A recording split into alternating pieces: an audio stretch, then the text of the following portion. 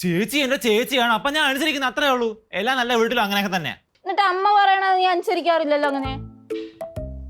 അത് പിന്നെ ചേച്ചിയുടെ ഭാഗത്ത് ന്യായം തോന്നി, അപ്പൊ ഞാൻ ചേച്ചിയുടെ കൂടെ നിൽക്കുന്നു, അത്രേ ഉള്ളൂ. ഞാൻ പറയണ അനുസരിക്കാറില്ലല്ലോ. നീ ഏതാടാ? നീ എന്നെ കല്ലേടാ? ഞാൻ പിന്നെ നീ പറഞ്ഞ കേൾക്കണം. ചേട്ടന് വാക്ക് കേട്ടാ എന്റെ ഡോഗ് വരും. ദേ ചുമ്മാ ഇവനെ വിളിച്ചോണ്ട് നീ പോക്കാ, ചുമ്മാ എനിക്ക് സോറി തരുന്നോണ്ട് പോണേ. എടാ ഓ സത്യം പറ.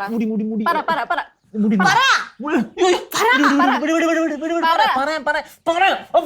പറ പറ. നിങ്ങളുടെ ഇനി പോയി ആരെടുത്തും കൊട്ടി ഒഴിക്കാനും നിൽക്കരുത്. എനിക്ക് ചെയ്ത പരിപാടുന്ന കേസാ. ചത്താലും പറയൂല. എനിക്ക് ഇവനെ വിശ്വാസമില്ല കേട്ടോ. ഇവൻ മാറിക്കഴിഞ്ഞാൽ ഞാൻ പറയാം. കട്ടയ്ക്ക് നിൽക്കും.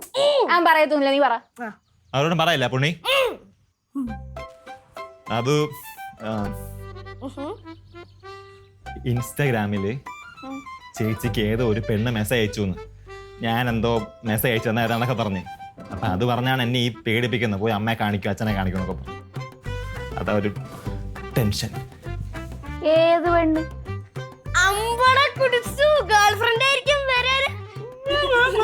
ഗേൾഫ്രണ്ട് ഒന്നും അല്ല. അത് ഏത് പെണ്ണാന്ന് എനിക്ക് അറിയാൻ വയ്യ. അതാണ് അതിനെക്കാട്ടിലും വലിയ കുഴപ്പം. അല്ലെ എനിക്ക് പോയി സംസാരിക്കായിരുന്നല്ലോ.